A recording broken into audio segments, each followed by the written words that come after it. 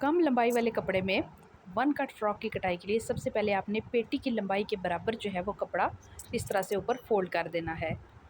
देखिए यहाँ पे ये कपड़ा फोल्ड किया और बाकी वाला कपड़ा ऐसे ही आपने छोड़ देना है। जितना आप बैक दामन चौड़ा बनाना चाहते हैं, लंबा बनाना चाहते हैं, वो बैक वाले पीस से आप अंदाज़ा लगा सकते हैं। देखिए इस तरीके से ये कपड़ा था। इसको अगर आपको पेटी की लंबाई के बारे में आइडिया नहीं है तो जितनी आपके ड्रेस की तीरे की पैमाइश है, अगर 18 तीरा है तो पेटी की लंबाई भी आप 18 रखेंगे, और अगर 16 तीरा है तो आप पेटी की लंबाई भी 16 ही रखेंगे।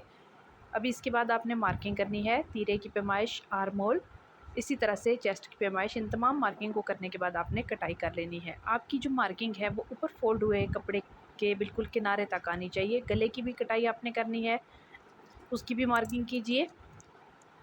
देखिए इस तरह से आपने मार्किंग करनी है और उसके बाद आपने उसके ऊपर कटाई कर लेनी है। शोल्डर की डाउन कटिंग, नेक लाइन की कटाई, और उसके बाद आपने ये कट जो है ये उतना ही लगाना है जितना आपने ऊपर वाला कपड़े का पीस फोल्ड किया है। मतलब आपकी जो फ्रॉक है उसकी फ्रंट योक की लंबाई के बराबर ही है। अभी देखिए जितना आप की कमीज़ चेस्ट से चौड़ी है आप उतना भी इस कपड़े को रख सकते हैं। सबसे पहले हम ये सेंटर वाला आर्म होल की कटाई वाला पीस निकाल के अलग कर देंगे।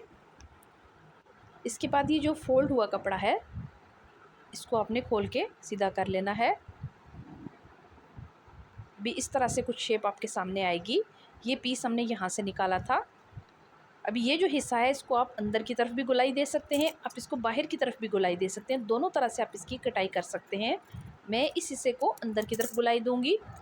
आप चाहें तो इसको यहाँ से इसके बराबर भी रख सकते हैं, इतना भी आप इसको कटाई करके गोलाई दे सकते हैं।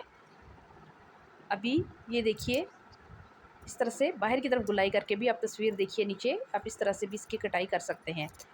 और घेर से मैं इसकी कटाई जो है वो बाहर की तरफ करूँगी, यहाँ से मैंने कटाई अंदर की तरफ की है।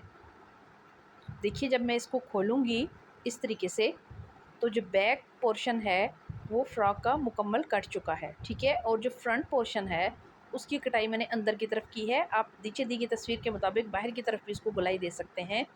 आप इसको सिंपली इस तरह भी रख के अटैच कर सकते हैं। लेस वगैरह लगाने के बाद आप इनको इस हिस्से के साथ जो है वो जोड़िए।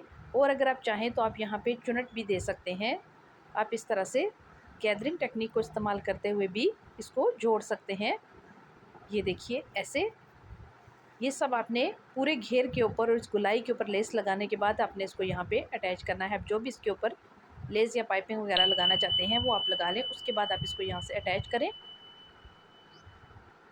और उसके ऊपर फिर लेस लगा दें। तो इस तरीके से भी आप फ्रॉक की कटाई कर सकते हैं।